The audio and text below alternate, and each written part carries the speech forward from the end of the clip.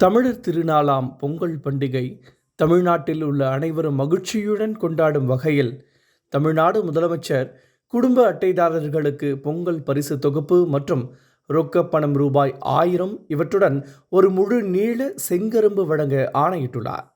இதன் அடிப்படையில் ராணிப்பேட்டை மாவட்டத்தில் தகுதி வாய்ந்த 3,05,876 குடும்ப அட்டைதாரர்களுக்கு 1 கிலோ பச்சரிசி, 1 கிலோ சர்க்கரை, ஒரு முழு நீள செங்கரும்பு மற்றும் வேட்டி சேலைகள் இவற்றுடன் ரூபாய் 1000 ரொக்கப்பணம் வழங்க அனைத்து நடவடிக்கைகளும் மேற்கொள்ளப்பட்டுள்ளது.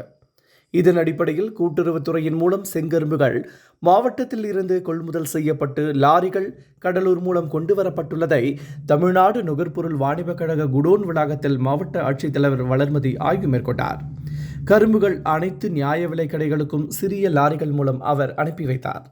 இந்த நிகழ்வின் போது கூட்டுறவு சங்கங்களின் மண்டல இணைப்பதிவாளர் சிவகுமார், மாவட்ட வழங்கல் அலுவலர் சத்யபிரசாத், கூட்டுறவு துணை பதிவாளர்கள் சிவமணி, சந்திரன் மற்றும் பலர் கலந்து கொண்டனர்.